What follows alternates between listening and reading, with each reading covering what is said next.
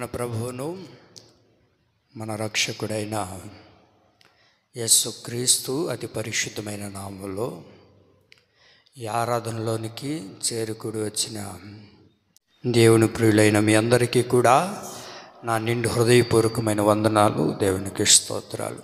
అందరూ బాగున్నారా? చెప్పండమ్మా, బాగున్నారా? నా దేవుడు మిమ్మల్ని అందరినీ కూడా ఆశీర్వదించునుగాక. పోయిన వారం ఏం చెప్పుకున్నాం? పరిచర్య గురించి మనం తెలుసుకున్నాం కదా. ఆయన పరిచర్య చేయడం ద్వారా ఎలాంటి ఆశీర్వాదం కలుగుతుందో మనం తెలుసుకున్నాం. కాబట్టి ఒక్కసారి మూలవాక్యాన్ని కూడా మరొకసారి చదువుకొని మనం ముందుకు వెళ్ళిపోదాం. ఎఫెసీ పత్రిక 4వ అధ్యాయం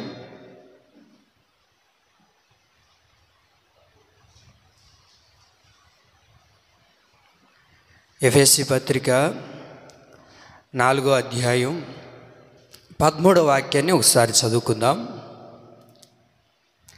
పరిశుద్ధులు సంపూర్ణులగునట్లు క్రీస్తు శరీరము క్షేమాభివృద్ధి చెందుటకును పరిచర్య ధర్మము చేయుటకును ఆయన కొందరిని అపోస్తులుగాను, కొందరిని ప్రవక్తలుగాను, కొందరిని స్వార్థకులుగాను, కొందరిని కాపరులుగాను, ఉపదేశకులుగాను నియమించాను. చాలు. ఈ వాక్యం గత దినాల్లో మనం విన్నాం కదా.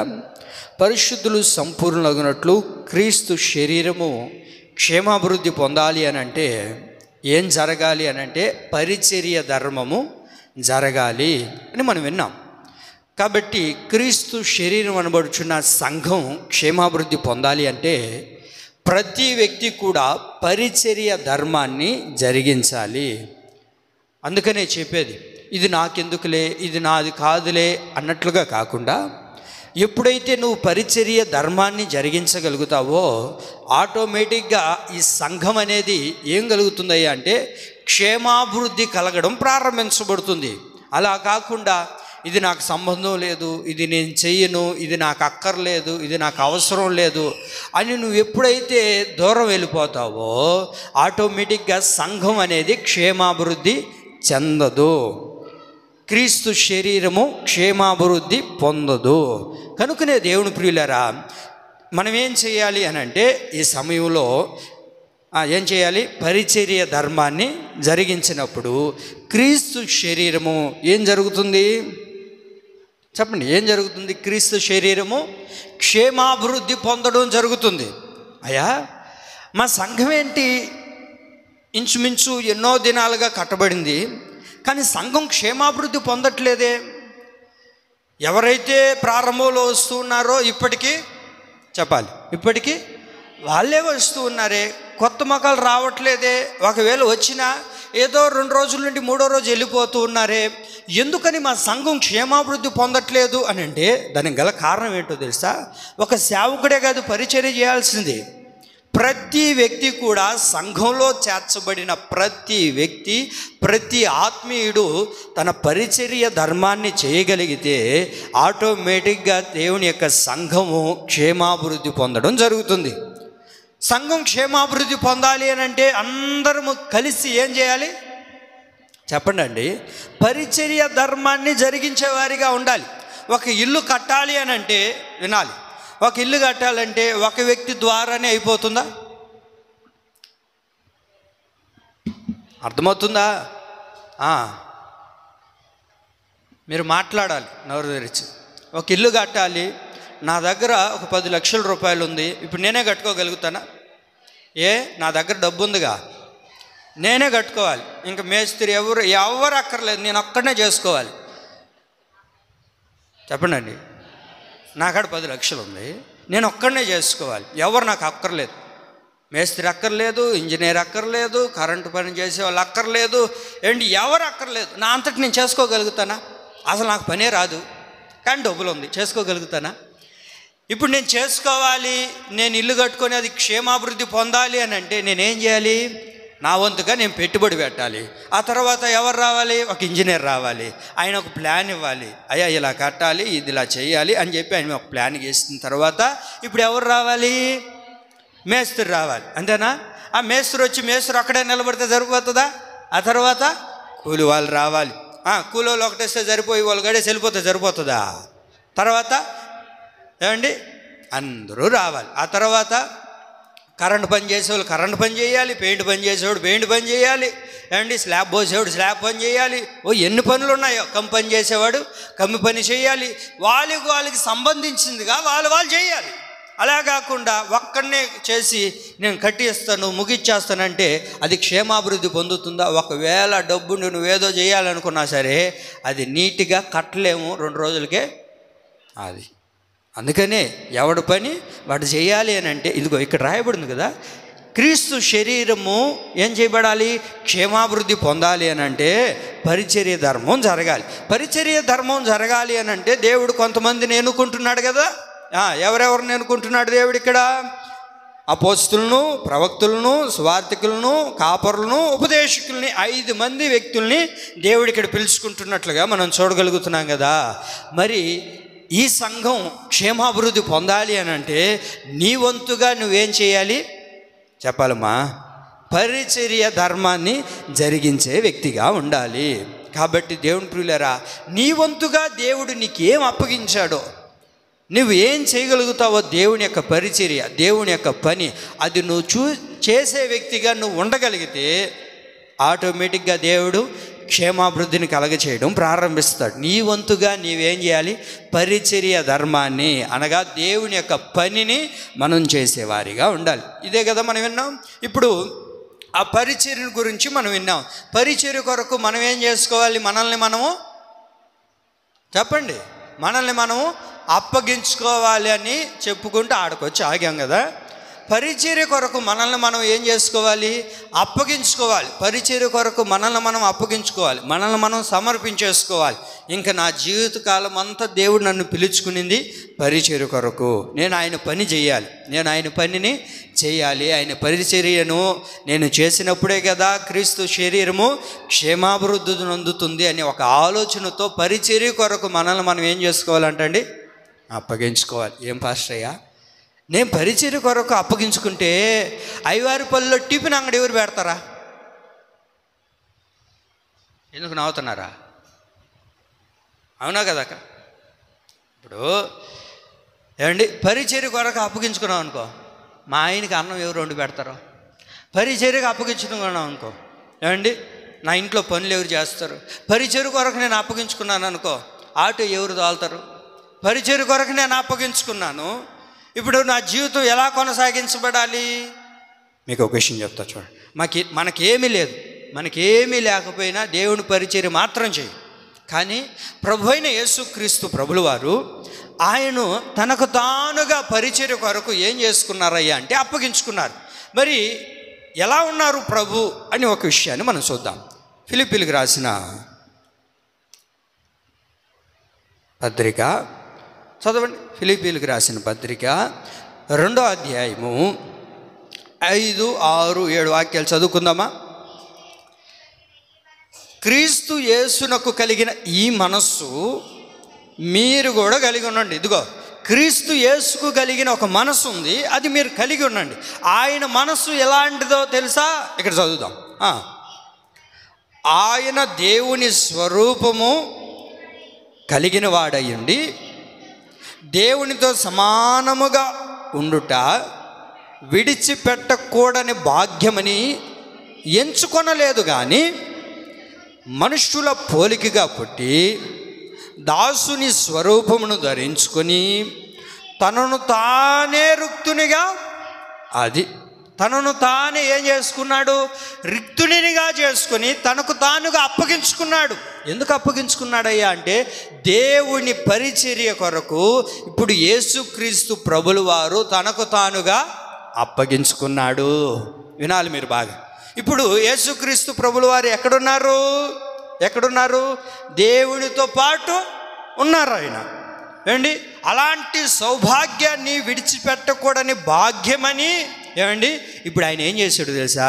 మనందరి నిమిత్తమై, మన పాపముల నిమిత్తమై ఏమండి ఆయన ఈ లోకానికి వచ్చి మనుష్యుని యొక్క స్వరూప్యాన్ని ధరించి ఈ లోకానికి దిగివచ్చి ఆయన మన కొరకు రక్తాన్ని చిందించి ఆ రక్తము ద్వారా దేవుడు మనకు రక్షణ కలగజేసి ఆ రక్తము ద్వారా దేవుడు మనల్ని పరిశుద్ధపరిచారే.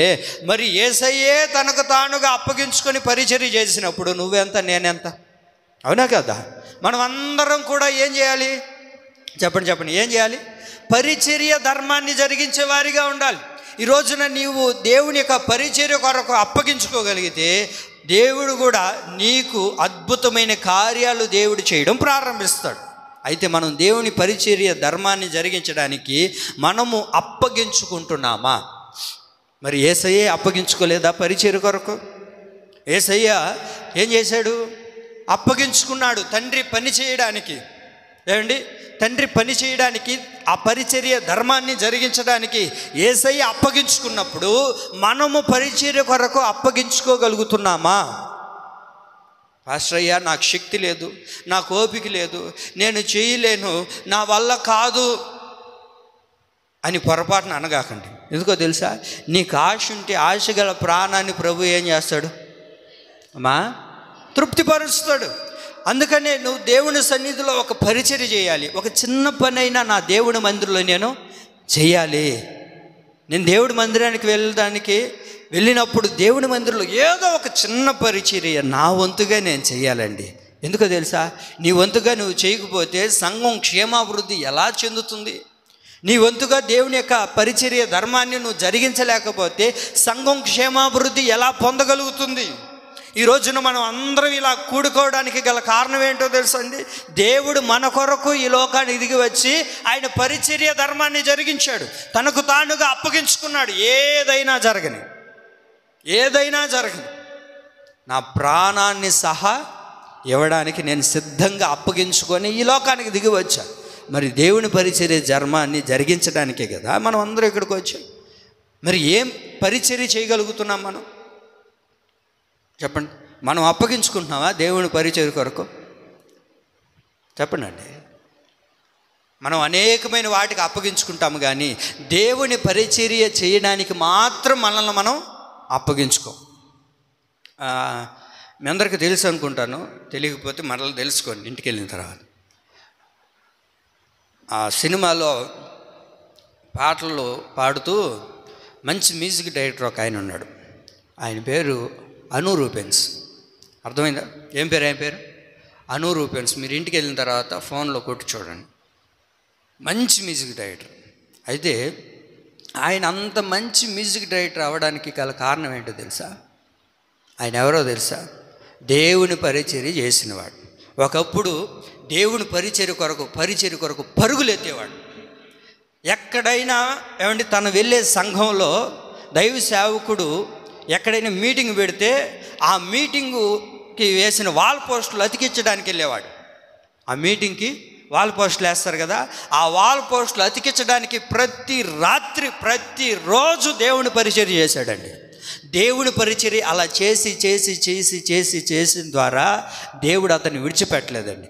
అతను ఉన్నతంగా దేవుడు ఆశీర్వదించడం ప్రారంభించాడు. ఆమేన్. ఎవరో తెలుసా? ఆయన అను రూపెన్స్. ఆయన ఎవరయ్యా అంటే కల్వరీ టెంపుల్ సతీష్ కుమార్ అయ్య గారు ఉన్నారు కదా, సతీష్ కుమార్ అని తెలుసా మీకు? ఆ అన్నకి పాటలన్నిటికీ కంపోజ్ చేసేది ఆయనే. ముసలాయన ఏం కాదు, యవనస్తుడే. మీరు ఫోన్లో కొట్టి చూడగలిగితే అను రూపెన్స్ అని ఆయన వస్తాడు. మంచి యవనస్తుడు. మరి ఆయన్ని దేవుడు అంతగా ఆశీర్వదించడానికి గల కారణం ఏంటి? ఒకప్పుడు ఇప్పటికీ దేవుడు పరిచర్య చేస్తూనే ఉన్నాడు అండి. ఇప్పటికీ దేవుడు పరిచర్యలోనే కొనసాగించబడుతున్నాడు. వింటున్నారా? ఇప్పటికీ దేవుడు పరిచర్య చేస్తున్నాడు. మనం మాత్రం బిడ్డల్ని ఏమాత్రం అయినా నువ్వు చేయగాకరా అరిగిపోతావా? ఏమవుతాడు? మీరే చెప్తున్నారు అరిగిపోతారని. మరి అను రూపెన్స్ అనే ఆ యవనస్తుడికి అన్నకి అమ్మా నాన్న ఉండుండ్రా? చెప్పరండి, లేరా? ఎవరు లేకుండా అనామకుడిగా ఉన్నాడా? మరి అంతటి ఉన్నతమైన స్థితిలో ఆ వ్యక్తిని నిలబెట్టడానికి గల కారణం ఏంటి? దేవుని పరిచర్య చేశాడు, దేవుని యొక్క ధర్మాన్ని జరిగించగలిగాడు. కనుకనే ఏమండి ఉన్నతంగా దేవుడు అతన్ని ఆశీర్వదించడం ప్రారంభించాడు. నీ బిడ్డలను దేవుడు ఆశీర్వదించాలన్నా, మన కుటుంబాలని దేవుడు దీవించాలన్నా, నీ బిడ్డలు నీవు ఏం చేయాలో తెలుసా? పరిచర్య ధర్మం కొరకు నిన్ను నీవు చెప్పండి ఏం చేయాలి? అప్పగించుకోవాలి. పరిచర్య కొరకు అప్పగించుకోవాలి. వినండి ఒక మాట. పరిచర్య కొరకు అప్పగించుకున్నప్పుడు ఏమండి, అప్పగించుకున్నప్పుడు ఏదైనా జరుగుతుంది, ఏమైనా జరగచ్చు. అంతేనా? అర్థమవుతుందా మీకు? యేసుక్రీస్తు ప్రభుల వారు తనకు తానుగా ఏం చేయబడ్డారు? మనందరి కొరకు అప్పగించబడ్డారు కదా. అప్పగించబడిన తర్వాత ఇంకా ఆయన అప్పగించేసుకున్నాడు ఈ లోకానికి. ఏమండి, అవునా కదా? వింటున్నారా? నిద్రపోతున్నారా? వినండి, త్వరగానే ముగిస్తాను, ఏం ఇబ్బందిలే. ఆయన అప్పగించుకున్న తరువాత ఇప్పుడు యేసయ్యను ఏం చేశారు? కొట్టడం ప్రారంభించారు. ఏమండి, ఆయన కొడుతూ ఉన్నారు, తిడుతూ ఉన్నారు, ఉమ్మి వేస్తూ ఉన్నారు, ఓ చిత్ర హింసలు పెడుతూ ఉన్నారు. కానీ యేసయ్య ఒక పొల్లు ఎత్తి ఒక మాట అన్నారా? నాకు తెలియదులే, మీరు చెప్పండి. అన్నాడా? అమ్మా చెప్పండి చెప్పండి, ఏం చేశాడు? ఒక గొర్రె పిల్ల ఏమండి ఎలాగైతే తన యజమానుడికి అప్పగించుకుంటుందో అలాగునే యేసుక్రీస్తు ప్రభుల వారు అప్పగించుకున్నాడు. అట్లాగే దేవుడు పరిచర్య కొరకు నిన్ను నీవు అప్పగించుకున్నప్పుడు ఏమండి ఎన్నో రకరకాల ఇబ్బందుల్ని కలగతాయి. ఎంతోమంది రకరకాలుగా నిన్ను మాట్లాడతారు. ఎన్నైనా మాట్లాడిని, ఎన్నైనా అనుకొని నేనేమయ్యానో తెలుసా? నా దేవుని పరిచర్య కొరకు నన్ను నేను చెప్పండి నన్ను నేను అప్పగించుకున్నాను. అప్పగించుకున్న తర్వాత నువ్వేం మాట్లాడకూడదు. ఇంకా ఏదైనా జరగని మౌనంగా వెళ్తూనే ఉండాలంటండి. ఏం చేయాలా? మౌనంగా వెళ్ళిపోవాలి, అంతే. అంతేగాని నేను ఇది చేయను, ఇది నాకు అక్కర్లేదు, ఇది నాకు అవసరం లేదు, ఎంతసేపు నాకేనా చెప్పేది అని అంటే ఇప్పుడు నిన్ను నీవు ఇంకా దేవుని పరిచర్య కొరకు అప్పగించుకోలేదని అర్థం. కాబట్టి దేవుని ప్రియులారా, మనల్ని మనం ఏం చేసుకోవాలో తెలుసా? దేవుని యొక్క పరిచర్య కొరకు అప్పగించుకోవాలి. నీ బిడ్డలను కూడా దేవుని పరిచర్య కొరకు చెప్పండి ఏం చేయాలి? అప్పగించాలి. నీ బిడ్డలను ఎప్పుడైతే దేవుని పరిచర్య కొరకు అప్పగిస్తావో దేవుడు కూడా నీ బిడ్డల్ని ఆశీర్వదించడం ప్రారంభిస్తాడు. ఎన్నడూ ఊహించని అద్భుతాలు దేవుడు చేయడం ప్రారంభిస్తాడు. నా బిడ్డలు కూడా ఇలా అవుతారా అనేటట్లుగా మారాలి అంటే మనం ఏం చేయాలి తెలుసా? మన బిడ్డలకు కూడా పరిచర్య ధర్మాన్ని చేయడం వారికి నేర్పించాలి. వాళ్ళకి నేర్పించాలంటే ముందు మనం చేయాలి. మనల్ని మనం అప్పగించుకుంటే పరిచర్య కొరకు ఏమండి మన బిడ్డలు కూడా ఆ పరిచర్య చేయడానికి ముందుకు రావడం ప్రారంభిస్తారు. అయితే దేవుని ప్రియులారా, ఇప్పుడు మనం ఏం చేయాలి? పరిచర్య కొరకు మనల్ని మనం అప్పగించుకోవాలి. యేసయ్య ఎలాగైతే అప్పగించుకున్నారో మనల్ని మనం అప్పగించుకోవాలి. అయ్యా, యేసయ్య అంటే దేవుడు కదా, ఆయన అప్పగించుకున్నాడు. మరి మనుషులుగా మనం ఎలా అప్పగించుకోగలుగుతాం పాస్టర్ అయ్యా అని అంటే, ప్రియులారా, యేసుక్రీస్తు ప్రభుల వారు కూడా ఈ లోకానికి సశరీరుడుగానే వచ్చాడు. అవునా కదా? మనుషుని యొక్క స్వరూపాన్ని ధరించుకొని వచ్చాడు. అయితే మంచిదే. ఆ తర్వాత మరొక వ్యక్తిని కూడా మీకు పరిచయం చేస్తాను. ఈ వ్యక్తి మీకు బాగా తెలుసు. అయితే ఈయన కూడా తనకు తానుగా ఎలా అప్పగించుకున్నాడు, అప్పగించుకున్న తన పరిచర్యను ఎలా కడముట్టించాడు, మధ్యలోనే ఆపేసి వెళ్ళిపోయాడా లేకపోతే చివరి వరకు చేశాడా, ఎలా తాను పొందుకున్న పరిచర్యలో ఎలాంటి అవరోధాలు తనకి ఎదురైనప్పుడు మధ్యలో పరిచర్య ఆపేశాడా లేకపోతే కడముట్టించాడని ఈ వ్యక్తి గురించి తెలుసుకుందాం. పొందుకున్న పరిచర్యలో ఎదురయ్యే ఎన్నో ఆటంకాలు. ఇది అర్థమైందా? పొందుకున్న పరిచర్యలో ఎదురయ్యే ఆటంకాలు. మనల్ని మనం దేవుని పరిచర్య కొరకు ఏం చేయాలి? చెప్పండి ఏం చేయాలి? అప్పగించుకోవాలి. అప్పగించుకున్న తర్వాత మనం ఈ పరిచర్యను పొందుకున్న తర్వాత ఎన్నో ఆటంకాలు ఎదురవుతాయండి. ఏంటి ఆటంకాలు? ఆ ఆటంకాలు ఎదురైనప్పుడు పరిచర్యను వదిలేసి వెళ్ళిపోవాలా లేకపోతే పరిచర్యను జరిగించాలా? ఈ విషయం చూద్దాం. మొదటిగా ఎవరి గురించి చెప్తానని చెప్పాను మీకు పోయిన వారం? అమ్మా బెనాయా కదా. ఎవరు ఈయన అని అంటే మనం ఎక్కడ చూస్తాం? సమూయేలు రెండవ గ్రంథం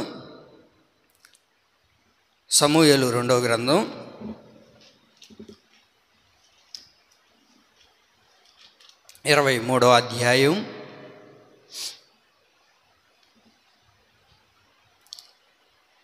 23 23వ అధ్యాయం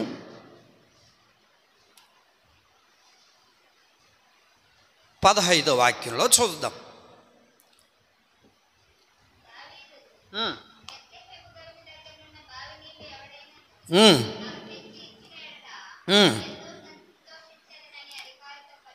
చాలండి, చాలు. దావీదు మహారాజు. ఏమండి, విన్నారా? దావీదు ఒక మహారాజు.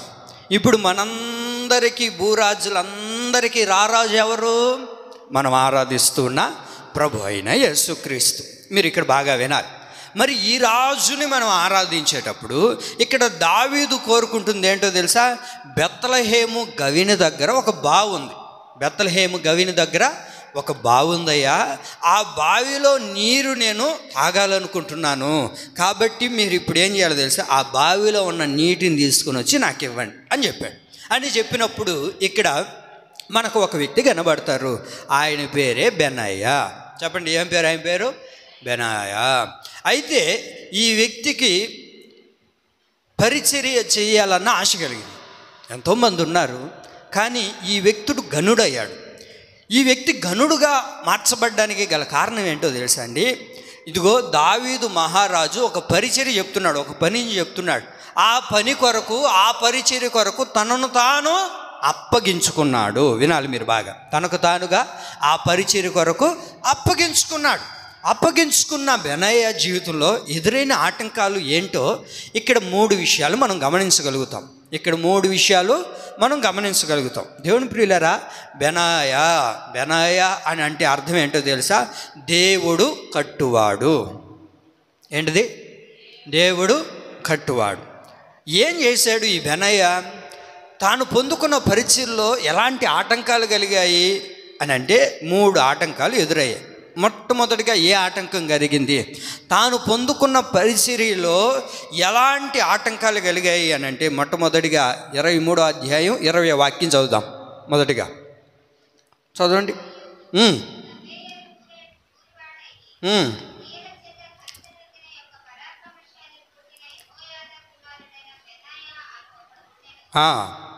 ఇతడు మోయాబీల సంబంధులకు ఆ 2 శూరులను హతము చేశాను. అక్కడికి ఆగండి.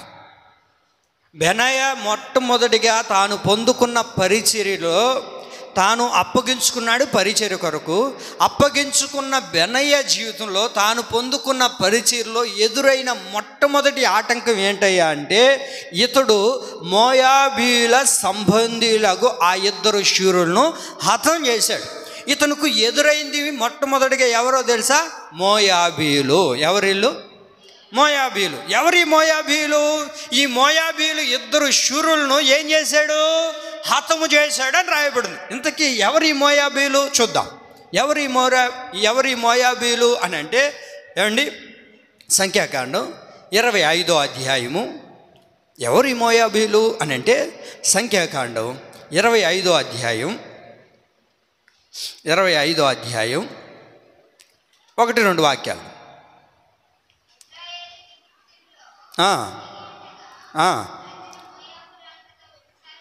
మోయాబు రాండ్లతో వ్యభిచారము చేయసాగిరి. ఆ స్త్రీలు తమ దేవతల బలులకు నమస్కరించిరి. చాలండి, అక్కడికి ఆగండి. మోయాబీలు ఎవరయ్యా అని అంటే, మొట్టమొదటిగా మోయాబీలు ఎవరో తెలుసా? వ్యభిచారకులు. మోయాబీలు విగ్రహారాధన చేయవారు. ఈ విషయాలు గుర్తుపెట్టుకోండి. ఎవరిని చంపాడు బెనాయా అని అంటే, మోయాబీల 2 శూరులను చంపారు. ఎవరు ఈ 2 అని అంటే, ఒకటి వ్యభిచారకులు, రెండోదిగా విగ్రహారాధన చేయవారు. ఎవరంట? వ్యభిచారం చేయవారు, విగ్రహారాధన చేసేవాళ్ళు. బెనాయాను ఏమండి, బెనాయా దేవుని యొక్క పరిచర్యను కడముట్టించడానికి గల కారణం ఏంటో తెలుసా? మోయాబీల 2 శూరులను అతను హతం చేశాడు. అతను చంపడం ప్రారంభించాడు. వారిని భూమి మీద లేకుండానే చేశాడు. కారణం ఏంటో తెలుసా? వినాలి.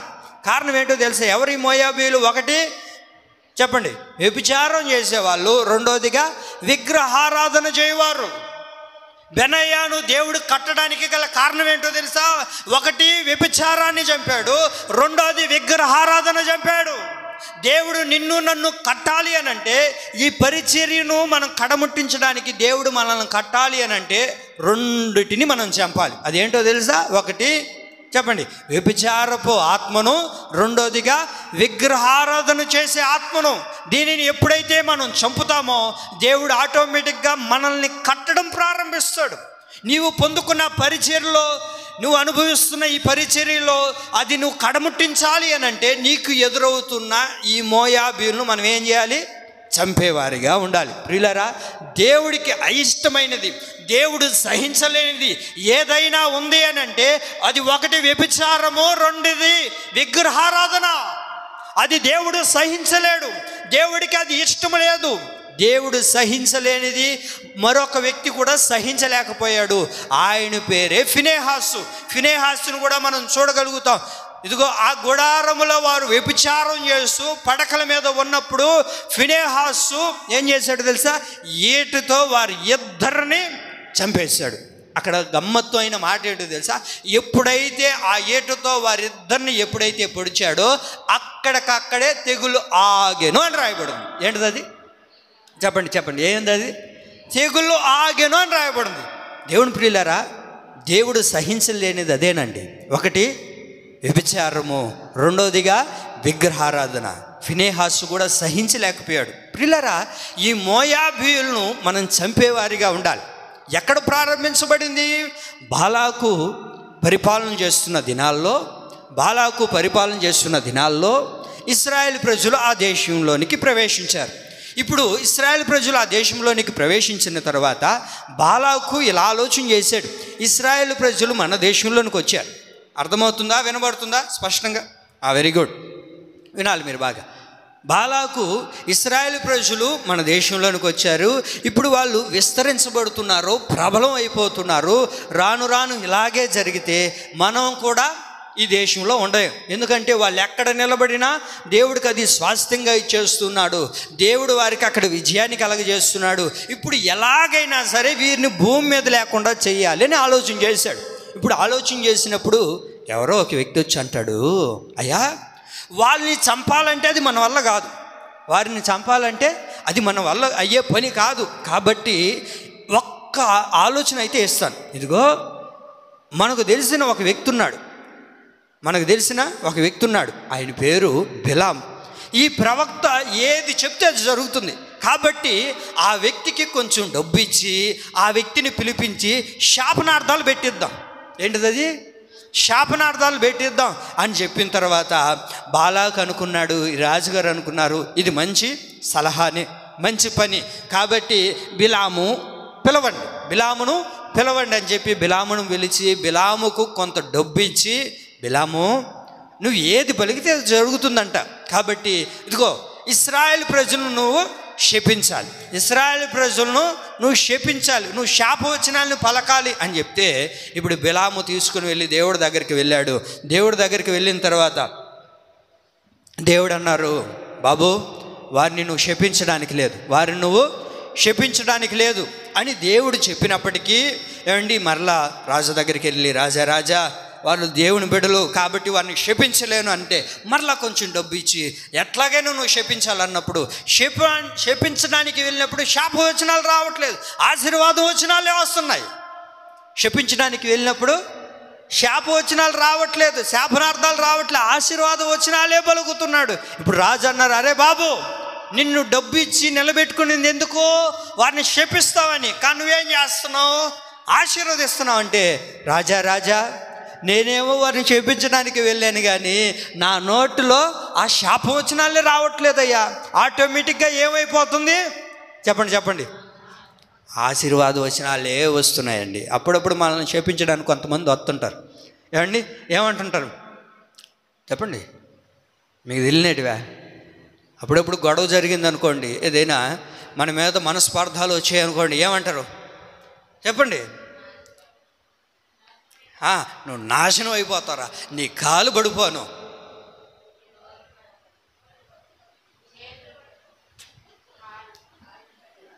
నీ గుండె పడిపోను, నీ కళ్ళు ఊడిపోను, నువ్వు పోతా లారీ కింద పడి సావను అన్నారా లేదా? అనేవాళ్ళు ఉంటారా? మనం ముందుకు పోయినా మన వెనకాల ఎన్నో శాపవచనాలు పలికే వాళ్ళు ఉంటారు. ప్రియులారా, ఒక్కరు గుర్తుపెట్టుకోండి, నువ్వు దేవుని బిడ్డవి, దేవుని చేత ప్రతిష్ఠించబడిన వాడివి, దేవుని చేత పిలవబడిన వాడివి. ఎంతమంది నీ మీద శాపవచనాలు పలికినా అవన్నీ కూడా దేవుడు నీకు ఆశీర్వాద వచనాలుగానే దేవుడు ప్రభు చేస్తాడు. అంతేగాని నువ్వు మళ్ళీ తిరిగి చెప్పండి మరలా తిరిగి నువ్వు వాళ్ళని మాట్లాడకూడదు. వాళ్ళు ఎన్నైనా శాపవచనాలు వాళ్ళకని దేవుడు వాటన్నిటిని ఏం చేస్తాడు తెలుసా? చెప్పండి. పాస్టర్ అయ్యా, మా ఇంటి ముందు మిరక్కాయలు వేసేస్తున్నారు పాస్టర్ అయ్యా, నిమ్మకాయలు వేసేస్తున్నారు పాస్టర్ అయ్యా, నాకు ఒకటే భయం వేసేస్తుంది పాస్టర్ అయ్యా, నిద్రే రావట్లేదు పాస్టర్ అయ్యా, ఎవరు ఏం చేసినారో. భయపడబాకండి, భయపడబాకండి. మిరక్కాయలు వేసిన వాళ్ళు ఎవరో ఆ మిరక్కాయలు ఒకవేళ మీకు వద్దుకుపోతే నాకు తెచ్చేయండి, నేను రసం చేసుకుని తింటా, ఏమి ఇబ్బందిలే.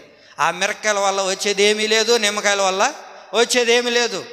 అది నిన్ను ఇంకా భయపెట్టి నిన్ను ఇంకా కృంగ తీసేస్తుంది. కాబట్టి నువ్వే భయపడాల్సిన అక్కర్లేదు. ఎందుకో తెలుసా? నీ ఇంటి చుట్టూ దేవుడు అగ్ని కంచి వేస్తున్నాడు. ఏది కూడా నీ ఇంటికి దరి చేరదు. ఆమేన్. ఏది కూడా నీలోనికి ప్రవేశించదు. చూడండి, బిలాము ఏం చేయబడ్డాడు? శపించడానికి వెళ్తే శాపవచనాలు రావట్లేదు, ఆశీర్వాదపు వచనాలే పలుకుతున్నాడు. ఇప్పుడు మరలా రాజుగారు కొంత డబ్బిచ్చి, బిలాము నువ్వు ఎలాగైనా సరే వారిని శపించాలి అన్నప్పుడు, ఇప్పుడు బిలాము ఏం చెప్పాడు తెలుసా? రాజా, వారిని శపించడం అయితే కుదరదు, వారిని శపించడం అయితే కుదరదు, కానీ ఒక్క ఆలోచన చేద్దాం. నా దగ్గర ఒక ఆలోచన ఉంది, నా దగ్గర ఒక మంచి ఆలోచన ఉంది. ఏంటో తెలుసా? ఇశ్రాయేలు ప్రజల దగ్గరికి మీ దేశంలో ఉన్న స్త్రీలను పంపించు, మోయాబు స్త్రీల్ని కొంతమందిని పంపించు. ఎందుకంటే మోయాబు స్త్రీలు చాలా అందగతులు, చాలా సౌందర్యవతులు. ఇప్పుడు వారు వెళ్ళారనుకోండి, ఆటోమేటిక్గా దేవుని బిడ్డలు పడిపోతారు, దేవుని బిడ్డలు వ్యభిచారానికి లోనైపోతారు. ఇప్పుడు వ్యభిచారము చేసిన తరువాత ఆ స్త్రీలతో నువ్వు చెప్పు పంపించాల్సింది ఏంటో తెలుసా? ఇప్పుడు వ్యభిచారపు మత్తులో ఉన్నారు కనుక ఆటోమేటిక్గా వారిని విగ్రహారాధన దగ్గరకు కూడా తీసుకురమ్మను, వారిని విగ్రహారాధన దగ్గరకు కూడా తీసుకురమ్మను. అప్పుడు దేవునికి ఇప్పుడు కోపం వస్తుంది. కోపం రావడాన్ని బట్టి ఇశ్రాయేలు ప్రజలందరినీ దేవుడు ఏం చేస్తాడు? చంపడం ప్రారంభిస్తాడు అని చెప్పిన తర్వాత, అబ్బా బిలాము మంచి ఆలోచన ఇచ్చావయ్యా. ప్రియులరా, ఎప్పుడైతే బాలాకు రాజు ఈ ఆలోచన చేయడం ప్రారంభించాడో ప్రియులరా, వెంటనే దేవుని ప్రజల మీదకి కోపం వచ్చింది అనే దానికి ఒక ఎత్తు అయితే ఏమండి వినాలి, బిలాము మీద కూడా దేవుని కోపం వచ్చింది. అందుకని దేవుడే కత్తి తీసుకుని అతన్ని పొడిచి చంపడం ప్రారంభించాడు. ప్రియులారా, నిన్ను ఎవరైనా శపించడానికో, నిన్ను నాశనం చేయడానికో, నిన్ను పాడు చేయడానికో వచ్చారనుకోండి, దేవుడు ఊరకోడు. ఆటోమేటిక్గా దానికి కలిగిన ప్రతిఫలాన్ని వారి మీదకి కలగజేయడం కూడా ప్రభు ప్రారంభిస్తాడు. బాలాకు అంటే అర్థం ఏంటో తెలుసా? నాశనము చేయవాడు. బాలాకు అర్థం ఏంటో తెలుసా? నాశనం చేసేవాడు దీని దగ్గరకు వస్తాడు. నిన్ను నాశనం చేయాలని, నీ జీవితాన్ని పాడు చేయాలని, నీ పరిచర్ను కూలగొట్టాలని. ఎందుకో తెలుసా? పరిచర్లో ఉన్న ఆశీర్వాదం ఏంటో తెలుసు, పరిచర్లో ఎంతటి గొప్ప మేలులు దాచబడ్డాయో తెలుసు. కనుకనే ఈ పరిచర్య ధర్మాన్ని నీ దగ్గర లేనకుండా నీ పరిచర్యను దూరం చేయడానికి ఇలాంటి ఒక ఆత్మను మన ముందు నిలబెడతాడు. ఎవడు వీడు? నాశనం చేసేవాడు. ప్రియులరా, ఎవరిని నిలబెడతాడో తెలుసా? మోయాబీలను నిలబెడతాడు. మోయాబీలు అంటే ఎవరు? వ్యభిచారపు ఆత్మ, విగ్రహారాధన ఆత్మ. ప్రియులరా, ఎప్పుడైనా చూడండి, వెంటనే విగ్రహారాధన రాదు, వెంటనే విగ్రహారాధన చేసే ఆత్మ రాదు. ఎప్పుడు వస్తుందయ్యా అని అంటే, మొట్టమొదటిగా వ్యభిచారపు ఆత్మను కలగజేస్తాడు. ఏం కలగజేస్తాడు? వ్యభిచారపు ఆత్మను పుట్టిస్తాడు. వ్యభిచారపు ఆత్మ ఎప్పుడైతే వస్తుందో ఆటోమేటిక్గా విగ్రహారాధనలో పడిపోతాం. ఎప్పుడైతే వ్యభిచారపు ఆత్మ ప్రవేశిస్తుందో దాని తర్వాత ఏమొస్తుంది? మొదటిగా నీ పరిచర్ను కూలగొట్టడానికి ఒక దారి వస్తాడు. ఆ దారే వ్యభిచారపు ఆత్మ. ఎప్పుడైతే వ్యభిచారపు ఆత్మ అనే బాటని వేస్తాడో ఆటోమేటిక్గా నువ్వు దేంట్లో పడిపోతావు తెలుసా? విగ్రహారాధనలో పడిపోతావు. అదే కదా మనం చూస్తాం. సొలొమోనులో ఎంత జ్ఞానం కలిగిన వాడు, ఎంత జ్ఞానంతో నింపబడిన వాడు. ఇప్పుడు 1000 మందితో అయిందా లేదా? 1000 మందితో వ్యభిచారం ప్రారంభించాడు. ఎప్పుడైతే వ్యభిచారపు మత్తులో పడ్డాడో, ఎప్పుడైతే వ్యభిచారపు ఆలోచనలో పడ్డాడో, వెంటనే వారు ఎక్కడికి తీసుకొని వెళ్ళిపోయారు? అమ్మా, అది అక్కడే కదా అయ్యగారు పడ్డాడు. అక్కడే కదా తన జీవితం నాశనం అయిపోయింది, అక్కడే కదా తన జీవితం పాడైపోయింది. కనుకనే దేవుని ప్రియులారా, ఈ మోయాబు అని ఇద్దరు శూరులను మనం ఏం చేయాలో తెలుసా? హతం చేయాలి, వారిని చంపాలి. వారిని చంపనంత కాలం నీ పరిచర్య నువ్వు చేయలేవు. నువ్వు పరిచర్య చేయాలనుకున్నా వ్యభిచారపు ఆత్మ నీలో ఉన్నప్పుడు, వ్యభిచారపు మనస్సు నీలో ఉన్నప్పుడు పరిచర్య ధర్మాన్ని జరిగించలేవు. ఈ పరిచర్య ధర్మం జరగకుండా పోవడానికి గల కారణం రెండోది ఏంటో తెలుసా? విగ్రహారాధన. ఏంటిది అది? చెప్పండి ఏంటిది అది? విగ్రహారాధన. విగ్రహారాధన అంటే ఏంటో తెలుసా? దేవుణ్ణి కాదని నువ్వు ఏదైతే ఎక్కువగా ప్రేమిస్తో అదే విగ్రహారాధన. దేవుణ్ణి కాదని నువ్వు ఏదైతే ఎక్కువగా ప్రేమిస్తో అదే విగ్రహారాధన. ఆదివారం వచ్చినప్పుడు దేవుని పరిచర్య కాకుండా, దేవుని కాకుండా ఏమండి నీ పని మీద నువ్వు మక్కువబడి వెళ్ళావనుకో, అదే విగ్రహారాధన. దేవుని పరిచర్య జరుగుతున్నప్పుడు దేవుడు పరిచర్య చేయకుండా, దేవుని ఆరాధించకుండా, దేవుని మందిరానికి రాకుండా నువ్వు ఎక్కడికైతే ప్రవేశించావో, నువ్వు ఎక్కడికైతే వెళ్ళావో అదే విగ్రహారాధన. వింటున్నారా? వ్యభిచారము ఎవరైతే చేస్తారో వ్యభిచారములో నుంచి ఏమొస్తుంది చెప్పండి అమ్మా? అది విగ్రహారాధన వస్తుంది. కనుకనే మనం ఏం చేయాలో తెలుసా? ఈ ఇద్దరు శూరులను మనం ఏం చేయాలి? చంపాలి, హతం చేయాలి. బెనాయాను దేవుడు ఎందుకు కడుతూ ఉన్నాడయ్యా అంటే, తన పరిచర్యలో ప్రియులారా ఎదురవున మోయాబీలను ఇద్దరు శూరులను చంపాడు. నాశనం చేయగలిగిన వాడు ఒకడున్నాడు, మనల్ని నాశనం చేసేవాడు ఒకడున్నాడు. బాలాకులాగా మనల్ని నాశనం చేయడానికి ఒకడు వస్తాడు, సాతానుగాడు. కాబట్టి వాడి నుంచి మనం ఏం చేయబడాలి? చెప్పండి ఏం చేయబడాలి? తప్పించబడాలి.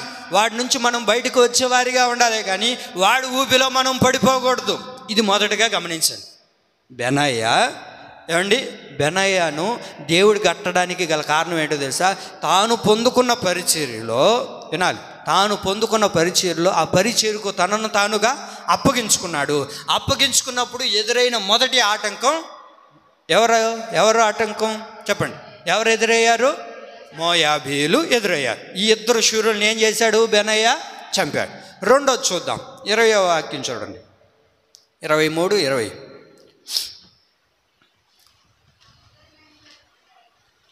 చదవండి.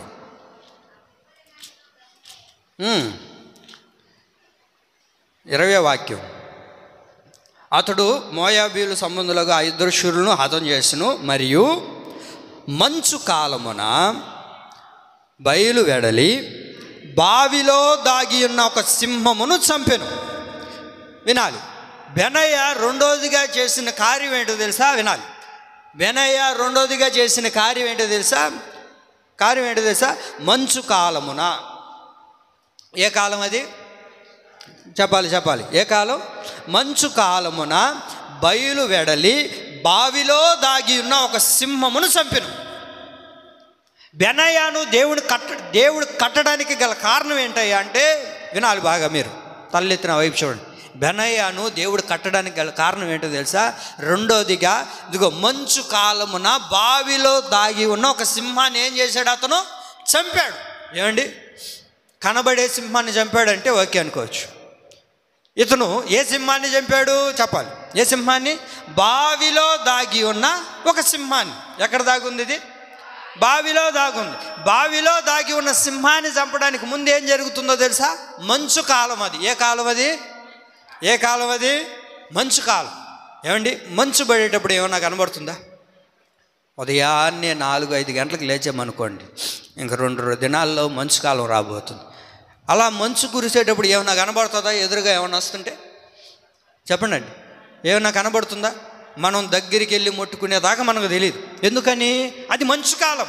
ఇక్కడ కూడా ఆ మంచు కాలంలో బావిలో దాగి ఉన్న ఒక సింహాన్ని ఏం చేశాడు? బెనాయా చంపాడు. ఇంతకీ ఎవరి సింహం?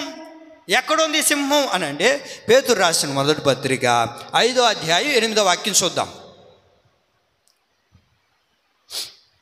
పేతురు రాసిన మొదటి పత్రిక 5వ అధ్యాయం 8వ వాక్యం చూసారా? పేతురు రాసిన మొదటి పత్రిక 5వ అధ్యాయం 8వ వాక్యం. నిబ్బరమైన బుద్ధి గలవారై మెలకువగా ఉండుడి, మీ విరోధి అయిన అపవాది గర్జించు సింహం వలె ఎవరిని మిరుగుదుమా అని వెతుకుచూ తిరుగుచూ ఉన్నాడంట. ఎవరీడు? ఎవరీడు చెప్పాలి. ఎవరు? గర్జించు సింహం వలె మీ విరోధి అయిన అపవాది. మీ విరోధి అయిన అపవాది ఏం చేస్తున్నాడు తెలుసా? గర్జించు సింహం వలె ఎవరిని మృంగుదుమా అని తిరుగుతూ ఉన్నాడు. అయితే వీడిని నువ్వు గుర్తుపట్టాలి. వీడిని ఏం చేయాలి? నువ్వు గుర్తుపట్టాలి. ఎక్కడుంది ఈ సింహం తెలుసా? వినాలి. ఎక్కడుందో తెలుసా ఈ సింహం? మంచు పడే కాలంలో ఉంది. ఎక్కడుంది? నీకు కనబడదు. వినాలి బాగా. మీకు కనబడదు, మనకు కనబడదు. ఎందుకో తెలుసా? మనకు కనబడదు. ఎందుకని? అది మంచు కురిసే కాలం కనుక. మంచు కురిసే కాలంలో మనమే గుర్తుపట్టాలి దాన్ని. మనమే దాన్ని గుర్తుపట్టాలి. ఎక్కడుందయ్యా ఈ సింహం అంటే బావిలో దాగుందంట. ఎక్కడుంది? అది కొన్ని సంఘాల్లో ఈ సింహం తిరుగుతూ ఉంది. గర్జించు సింహం అనే అపవాది తిరుగుతూ ఉంది. ఎవరిని మృంగుదుమా, ఎవరిని పాడు చేద్దామా అని చెప్పి ఈ సింహం తిరుగుతూ ఉంది. ఒకవేళ దేవుని ప్రియులారా చూడండి బాగా, అక్కడ ఎలా ఉందో తెలుసా? ఆ సింహం మంచు పడే కాలం కదా, కనబడదు బావి. కనబడుతుందా బావి? కనబడదు. మంచు కురిసే కాలం కనుక బావిలో దాగి ఉంది సింహం. ఎవరైనా ఏమండి ఇదంతా దారే కదా అని వెళుతూ ఉన్నాడు అనుకోండి, ఎవడైతే లోపల పడతాడో వెంటనే అమాంతంగా వాడిని అది చంపి తినడానికి కాచుకొని కూర్చొని ఉంది బావిలో సింహం. ఎందుకో తెలుసా? అది మంచు కాలం, కనబడదుగా. ఈ రోజున చాలామంది చూడండి కనబడిన స్థితిలోనే ఉన్నారు. దేవుడి మందిరంలోనే ఈ సింహం తిరుగుతూ ఉంది. మనకు కొన్ని సందర్భాల్లో ఇది మంచిదా, ఇది చెడుదా, ఇది వాస్తవమా అవాస్తవమా, ఇది జరిగిందా జరగలేదా అని కూడా తెలియకుండా చేస్తాడు. కారణం ఏంటో తెలుసా? ఏమండి మన కళ్ళకు ఏం కలగజేశాడయ్యా అంటే మంచును కలగజేస్తున్నాడు. ఆత్మీయులే, దేవుని మందిరానికి వచ్చేవాళ్ళే, దేవుని సన్నిధిలోనే ఉండేవాళ్ళే, కానీ బావిలో ఏముందయ్యా అంటే సింహం ఉంది. ఆ సింహాన్ని నువ్వు గుర్తుపట్టాలి అని అంటే నీ ముందు కనబడనీయకుండా కలుగుతున్న ఈ మంచు నువ్వేం చేయాలో తెలుసా? ఏమండి గుర్తుపట్టి లోపల ఏమి దాగి ఉందో ఆ సింహాన్ని నువ్వు గుర్తుపట్టాలి. ఈ రోజున చాలామంది దాన్ని గుర్తుపట్టలేకపోతున్నారు. ఏమండి అన్నీ మనవేలే, అందరూ మనోళ్ళేలే, అన్నీ మనవేలే, అందరూ మనోళ్ళేలే అని అనుకొని తప్పిపోతున్నారు. ఏది మంచిది ఏది చెడ్డది ఇది ఆలోచించలేకపోతున్నారండి. కనబడనివ్వకుండా కలగజేసే కొంచెం మంచు కురుస్తుంది, దాన్ని నువ్వు గుర్తుపట్ట. బెనయ్య చేసింది అదే. ఏమండి బావిలో ఉన్న సింహాన్ని ఏమండి కలుగుతున్న మంచును తుడుచుకొని లోపల దాగి ఉన్న సింహాన్ని పట్టుకొని ఏం చేశాడు అతను? చెప్పండి ఏం చేశాడు? చంపేశాడు. మనం కూడా కొన్ని సందర్భాల్లో దేవుడి మందిరానికి వచ్చేటప్పుడు ఎన్నో మృంగడానికి నేను చూస్తూ ఉంటాయి. ఎన్నో పరిస్థితులు నీ జీవితాన్ని నాశనం చేయాలని చూస్తూ ఉంటాయి. ప్రియులారా అలాంటి పరిస్థితుల్లో నువ్వేం చేయాలో తెలుసా? దానిని చంపే వ్యక్తిగా ఉండాలి. దాన్ని ఏం చేయాలి? చెప్పాలి ఏం చేయాలి?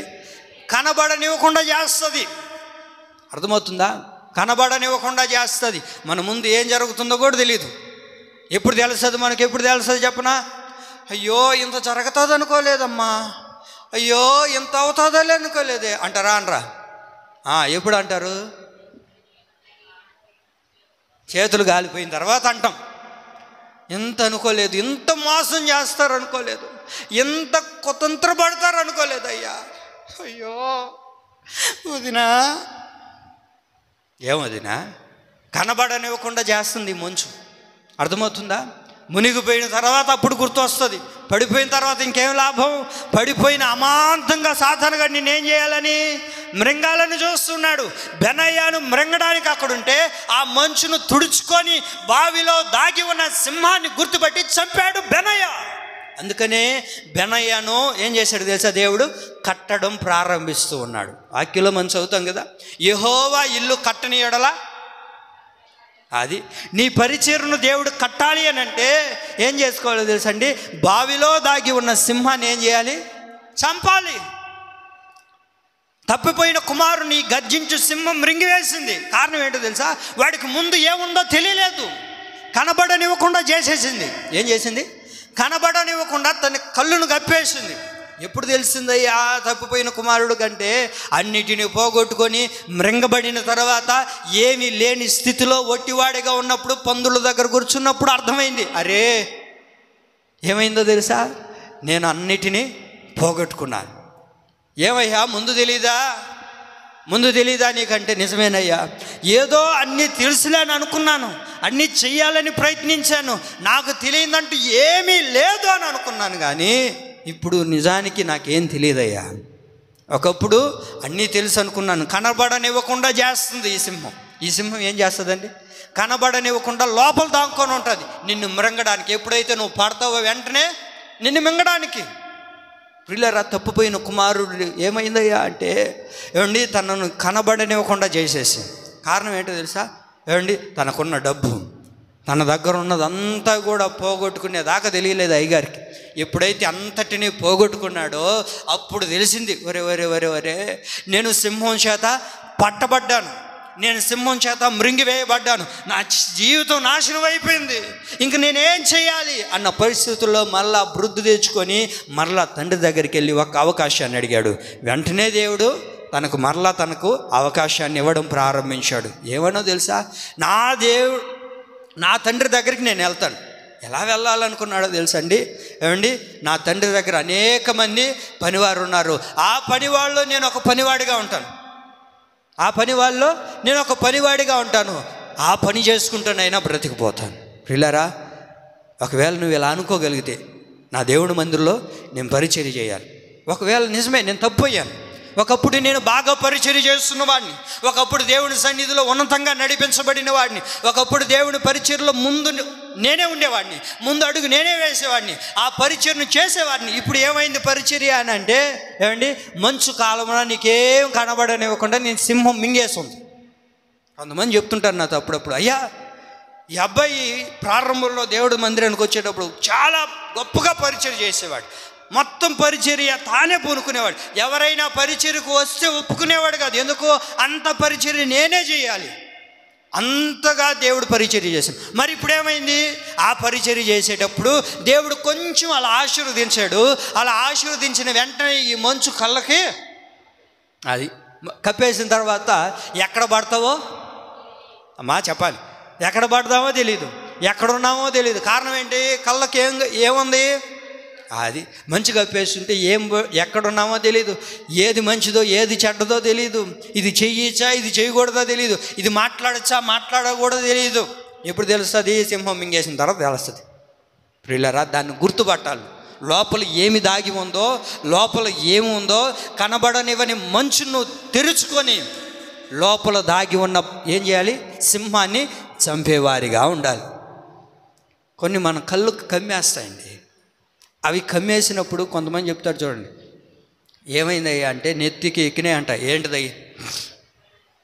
ఎప్పుడు ఎక్కినాయి? నేను ఎక్కడ చూడలేదే. ఇక్కడే కదా ఉంటాయి, ఈ ఏడకి ఇక్కడికి ఎలా ఎత్తాయి, ఎలా ఎక్కుతాయి అంటండి. విన్నారా మీరు? విన్నారా? కళ్ళు ఎక్కడికి ఎక్కాయంట? నెత్తికి ఎక్కాయా అని అంటే నిజమే. ఎందుకు ఎక్కుతాయో తెలుసా? ఏమండి, ఎందుకు ఎక్కుతాయో తెలుసా?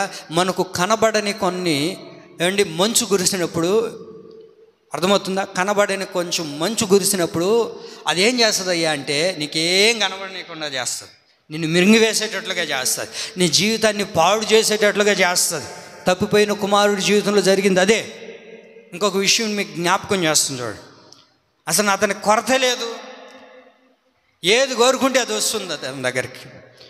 అందమైన వారిని కూడా పెళ్లి చేసుకునే అంత స్థితిలో ఉన్నాడు అతను.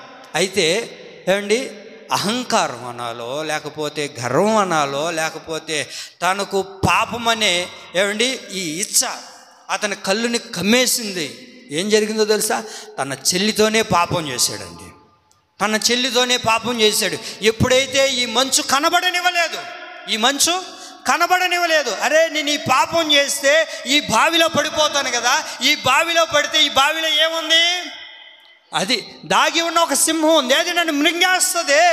ప్రియులరా, అమ్నోను ఎవరయ్యా నువ్వు? నేను ఎవరో తెలుసా? దావీదుకి కుమారుడిని. ఎవరు ఈ అమ్నోను? మొదటి కుమారుడు. అమ్నోను మొదటి కుమారుడు దావీదుకి.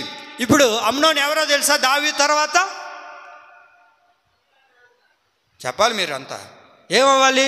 రాజుగా నియమించబడాలి కదా. మరి అలాంటి వ్యక్తి, అంతటి ఉన్నతమైన స్థితిలోనికి వెళ్ళవలసిన వ్యక్తి ఇప్పుడు ఏమయ్యాడు తెలుసా? అదో పాతాళానికి వెళ్ళిపోయాడు. ఎందుకు ఉపయోగం లేని పరిస్థితుల్లోనికి వెళ్ళిపోయాడు. ప్రియులరా, దానికి గల కారణం ఏంటో తెలుసా? ఆ మంచు అతని కళ్ళుని కమ్మేసింది. తర్వాత తెలిసింది, అయ్యో నేను ఎంత తప్పు చేశాను, ఎంత పాపానికి ఒడిగట్టుకున్నాను, నేను ఇలాంటి దుష్కారం చేసి ఉండకూడదు. ప్రియులారా, అదే నేను చెప్పేది. కనబడని కొంచెం మంచు ఆ మంచు ఉన్నప్పుడు మనకి ఏం చేస్తామో తెలియదు, ఏం జరుగుతుందో తెలియదు. నువ్వు గుర్తుపట్టాలి, అదే నువ్వు గుర్తుపట్టాలి. ఎక్కడ దాగి ఉందో సింహము దాన్ని గుర్తుపట్టి దాన్ని చంపాలి. దాన్ని చంపగలుగుతున్నామా? ఈరోజు చంపలేక దాంట్లోనే పడిపోతున్నాం. అమ్నోను చేసింది అదే, అక్కడే పడ్డాడు. తన జీవితాన్ని నాశనం చేసుకున్నాడు, తన జీవితాన్ని పాడు చేసుకున్నాడు. ఉన్నతంగా ఉండవలసిన అమ్నోనే తన జీవితం పాడైపోలేదా? అందుకే ముందు ఏముందో ఆ మంచును నువ్వేం చేయాలి తెలుసా? కనిపెట్టాలి. కనిపెట్టి ఆచితూచి అడుగు వేయాలి. పెద్దలు ఏం చెప్పారండి? మాట జారినా కాలు జారినా తీసుకోవచ్చా? తీసుకోలేము. ఒక్కసారి అయిపోయింది అనుకోండి, ఇంక రాదు తిరిగి. కాబట్టి ముందు ఆలోచించాలి. ముందు ఆలోచించుకొని ముందు ఏముంది, అరే మంచు కనబడుతుంది కదా, ఈ మంచు ఏం చేయాలో తెలుసా? గుర్తుపట్టి లోపల దాగి ఉన్న సింహాన్ని నువ్వు ఎప్పుడైతే చంపగలుగుతావో దేవుడు మన పరిచర్ను కూడా కడముట్టించడం ప్రారంభిస్తాడు. ఆమె పొందుతున్న ఈ పరిచర్లో ఎదురయ్యే ఆటంకాలు ఏంటో తెలుసా? రెండోది ఏమండి, మంచు కురిసే కాలంలో బావిలో దాగి ఉన్న సింహాన్ని నువ్వేం చేయాలి?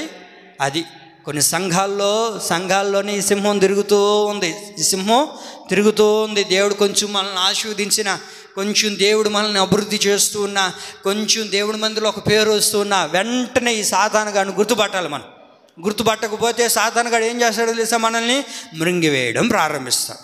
మూడో విషయం చెప్పి నేను ముగిస్తాను, చూడండి. మూడోదిగా అక్కడే చూడండి, 21 చదవండి.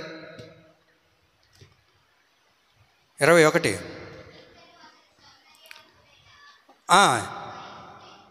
ఎవరిని చంపాడు? అది సౌందర్యవతుడైన ఐగుప్తిని చంపాడు. మూడోదిగా బెనయ్య చేసింది ఏంటో తెలుసా? బెనయ్యను దేవుడు కట్టడానికి గల కారణం ఏంటయ్యా? సౌందర్యవతుడైన ఐగుప్తుడిని చంపాడు. వినాలి ఎవరిని? 2 విషయాలు ఇక్కడ. ఎవరిని? సౌందర్యవతుడైన ఐగుప్తుడిని చంపాడు. సౌందర్యవతుడైన ఐగుప్తుడు అనగా లోకం, మహిమ, సౌందర్యం. రెండోది ఐగుప్తు. ఏంటిది ఇది? ఒకటి సౌందర్యం, రెండోది ఐగుప్తు. సౌందర్యం అంటే ఏంటో తెలుసా? లోక మహిమ. ఐగుప్తి అనగా లోకము. మన ముందు కూడా సాతానుగాడు ఏమండి ఈ లోక మహిమను చూపిస్తాడు, ఈ లోకాన్ని చూపిస్తాడు. ఈ లోక మహిమను చూపించినప్పుడు నువ్వేం చేయాలి తెలుసా? ఏమండి వాడిని చంపే వ్యక్తిగా ఉండాలి. బెనయ్య పొందుకున్న ఆ పరిచర్ను కడముట్టించడానికి గల కారణం ఏంటో తెలుసా అండి? ఏమండి దేవుడికి తనను తాను అప్పగించుకున్నాడు. అప్పగించుకున్న ఈ పరిచర్ను కడముట్టించాలి అని అంటే సౌందర్యవతుడైన ఐగుప్తుని మనం ఏం చేయాలి? చంపాలి. లోక మహిమ మనం ఎదుటికి వస్తూ ఉంటుంది. లోక మహిమ నీ ముందున్నప్పుడు లోక మహిమను చూడకూడదు, లోకాన్ని చూడకూడదు. దేవుడు నీకు అప్పగించిన మనం పొందుకున్న పరిచర్ను మనం ఏం చేయాలి? చెప్పండి అండి, ఏం చేయాలి? ఆ పరిచర్ను కొనసాగించేవారిగా ఉండాలి, తుదముట్టించేవారిగా ఉండాలి. ఈ రోజున చాలామంది చూడండి దేవుని పరిచర్య చేయరు, లోక మహిమను చూస్తూ లోకాన్ని చూస్తూ వారి జీవితాన్ని పాడు చేసుకుంటూ ఉన్నారు. అరే మనం పొందుకున్న పరిచర్ని కదా మనం చేయాల్సింది. లోక మహిమతో మనకేం పని, లోకంతో మనకేం అవసరం? ఈ రోజున చాలామంది దేవుని పరిచర్య చేయట్లేదు. దేవుని పరిచర్య చేయకపోగా లోక మహిమను చూస్తూ లోకాన్ని వెంబడిస్తూ ఉన్నారు. ప్రియులారా, లోకములో ఉన్నదంతయు శరీరాశ, నేత్రాశ, జీవపుడంబవే కదా. ఒక్క విషయం గుర్తుపెట్టుకోండి, నువ్వు ఎప్పుడైతే దేవుడు పరిచర్య చేయాలనుకుంటావో, చూడండి, ఎప్పుడైతే దేవుడు పరిచర్య చేయాలనుకుంటామో వెంటనే మన ముందుకు ఏమొస్తుంది తెలుసా? చెప్పండి ఏమొస్తుంది? లోక మహిమ. ఇంతకీ ఏంటి లోకం? ఏంటి ఇంతకీ లోక మహిమ? అందుకే కదా యాకోబు రాసిన పత్రిక చూడండి 4:4 చూడండి ఏమనుంది? ఏంటి లోక మహిమ? ఈ సౌందర్యవతుడైన ఐగుప్తుడు ఎక్కడున్నాడు? చూడండి, యాకోబు 4:4, యాకోబు రాసిన పత్రిక 4:4. ఈ లోక స్నేహము దేవునితో వైరమని మీరు ఎరుగురా, కాబట్టి ఎవడు ఈ లోకముతో స్నేహము చేయగొరునో వాడు దేవునికి శత్రువగును. దేవుని పరిచర్యను చేయకపోవడానికి గల కారణం ఏంటో తెలుసా? దేవుని పరిచర్యను మనం కడముట్టించకుండా పోవడానికి గల కారణం ఏంటో తెలుసా? లోక స్నేహము. ఏంటిది ఇది? చెప్పాలి ఏంటిది ఇది? లోక స్నేహం. దాన్ని చంపాలి. ఈ సౌందర్యవతుడైన ఐగుప్తుని నువ్వు ఎప్పుడైతే చంపగలుగుతావో, ఈ లోక స్నేహాన్ని ఎప్పుడైతే నువ్వు విడిచిపెట్టగలుగుతావో, దేవుని పరిచర్యను కడముట్టించడం ప్రారంభించగలుగుతావు. దేవుని పరిచర్య చేయాలనుకున్నప్పుడే ఈ ఐగుప్తుడు నీ దగ్గరకు వస్తాడు. దేవుని పరిచర్య చేయాలి, దేవుడి మందిరానికి వెళ్ళాలి, దేవుని ఆరాధించాలనుకున్నప్పుడే బండి వేసుకొని వస్తాడు. ఎవరా? సాతాను బండి మీద ఎందుకు వచ్చినాడు? సరే, ఎవరు వస్తారో మీకు తెలుసు కదా. ఇంకా ఎప్పుడు వస్తారు వీళ్ళు? రోజుమేరక్క ఎప్పుడు వస్తారక్క? వారం అంతా రారు, ఆదివారమే వస్తారు. ఎప్పుడు వస్తారు? ఆదివారం మాత్రమే వస్తారు. దేవుడి మందిరానికి వెళ్ళాలి, దేవుడి పరిచర్య చేయాలనుకున్నప్పుడే కేక్ వస్తున్నావా? అయ్యా ఎక్కడికయ్యా పోతున్నావు? ఈరోజు ఆదివారం. నాకు తెలీదా మాత్రమా? ఈరోజు సండే. మళ్ళీ ఇంగ్లీష్ పీసు మధ్యలో. నేను వస్తాను బా, నువ్వు పోతా ఉండు, నీ వెనకే వచ్చేస్తా. ఎట్టంట? నువ్వు పోతా ఉండు, ఈమె పోతానే ఉంది కానీ వెనక వచ్చింది లేదు. నువ్వు పోతా నువ్వు పా, నీ వెనకే నేను ఉంటాను బా. ఎన్ని వెనకలో ఎన్ని పోవడాలు అయిపోయినాయో, ఒక్కరోజైనా వచ్చినావా? కారణం ఏంటో తెలుసా? నీ ముందు ఎవరున్నారో తెలుసా? సౌందర్యవతుడైనా, చెప్పండి ఎవరున్నారు? సౌందర్యవతుడైన ఐగుప్తుడు ఉన్నాడు. మరి వాడిని మనం చంపాలిగా, వాడిని తప్పుకొని రావాలిగా. బెనయ్య ఒకవేళ వాడిని చంపకుండా ఉండుంటే జీవితం ఏమైపోయిండేది? తన పరిచర్ను కడముట్టించేవాడా? తన జీవితంలో పొందుకున్న ఆ పరిచర్ను కడముట్టించలేకపోయేవాడు. కారణం ఏంటి? ఎప్పుడు సౌందర్యవతుడైన ఐగుప్తుని చంపనప్పుడు. చంపాడు కనుకనే ఏమైందో తెలుసా అండి? తాను పొందుకున్న పరిచర్ను కడముట్టించడం ప్రారంభించాడు. ఈ లోక స్నేహము ఏంటిదంట? దేవునితో వైరమని మీరు ఎరగరా? లోకంతో స్నేహం చేసావా? లోకంతో మనం సాంగత్యం చేసావా? ఆటోమేటిక్గా వారిలో కలిసిపోతాం అంతే. నువ్వెప్పుడు లోకంతో స్నేహం చేయకూడదు. నువ్వెప్పుడైనా ఎవరితో స్నేహం చేయాలి? దేవుని బిడ్డలతో స్నేహం చేయాలి, దేవునితో స్నేహం చేయాలి, ఆత్మీయులతో స్నేహం చేయాలి. ఇలా స్నేహం చేయగలిగితే దేవుడు వెంటనే ఆయన కృపను నీకు ఇవ్వడం ప్రారంభిస్తాడు. ఈ రోజున చాలామంది దేవుని పరిచర్య చేయకుండా పోవడానికి గల కారణం ఏంటో తెలుసా? లోక స్నేహం. ఈ రోజున యవనస్తులు పరిచర్య చేయమంటే దేవుడు పరిచర్య చేయలేకపోతున్నారు. ఎందుకు పరిచర్య చేయలేకపోతున్నారు అంటే వెంటనే ఫోన్ వస్తుంది. మధ్యలో ఏమొస్తుంది?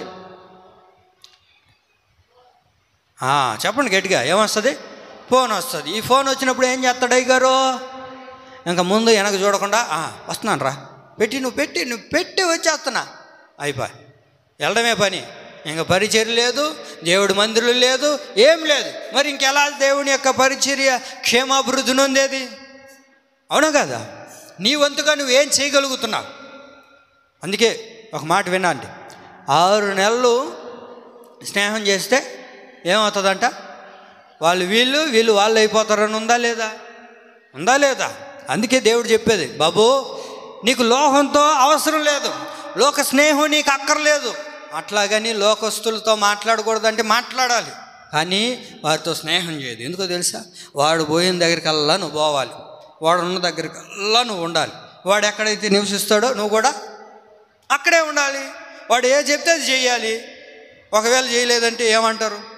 నువ్వు నాకు బెడ్ పిండే కాదురా, నువ్వు నా ఫ్రెండ్ అనుకున్నాను ఇన్ని రోజుల, నీకోసం నేను ఏదైనా చేస్తాను, నువ్వేం చేసినావు అని అడిగినప్పుడు మనం ఏమైపోతాం? ఇప్పుడు మొహమాట ఎక్కువ కదా మన వాళ్ళకి.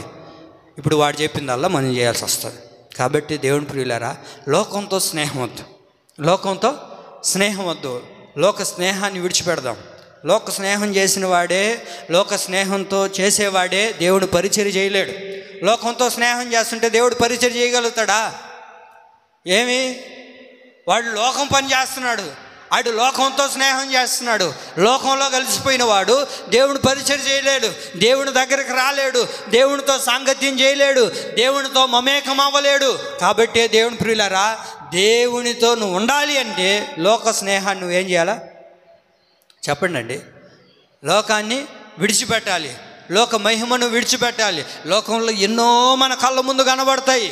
అలా కాదని దేవుడిని వదిలి నువ్వు ఎప్పుడైతే వెళ్తావో అండి జీవితాలన్నీ తారుమారైపోతాయి. అంతేనా కదా? అంతేనా? ఏమ్మా నీ జీవితం ఎందుకు చింపేసిన ఒక ఇస్తరాకు వలె మార్చబడిపోయింది? ఏం కారణం అని అంటే ఏంటో తెలుసా? ఎవరిని చూడడానికి వెళ్ళిందంటే ఈమె, చెప్పండి, ఎవరిని చూడడానికి వెళ్ళిందో తెలుసా? ఆ దేశంలో ఉన్న స్త్రీలను చూడడానికి వెళ్ళిందంట. అసలు నీకేం అవసరం? లోక మహిమతో నీకేం అవసరం? లోకంతో నీకేం అవసరం? నువ్వు దేవుడిని నమ్ముకున్న బిడ్డవు కదా, దేవుడిని ఆరాధిస్తున్న వాడువు కదా, దేవుడిని పూజిస్తున్న బిడ్డవు కదా. లోకంలో ఎలా బ్రతికితే నీకెందుకు? ఇదిగో వాళ్ళు అలా బ్రతుకుతున్నారే, వీరు ఇలా జీవిస్తున్నారే, వాళ్ళు ఆ డ్రెస్ వేసుకొని వచ్చినారే, వీళ్ళు ఈ డ్రెస్ వేసుకొని వచ్చినారే, నేను వేసుకోపోతే ఏమి అని అంటే ప్రియులారా ఏం లేదు, అంతా అయిపోతుంది. ఇంకేం ఉండదు చెప్పుకోవడానికి. దేనా బ్రతుకు అలాగే అయిపోయింది. ప్రియులారా ఒక్క విషయం గుర్తుపెట్టుకుందాం, లోకంతో మనకు అక్కర్లేదు.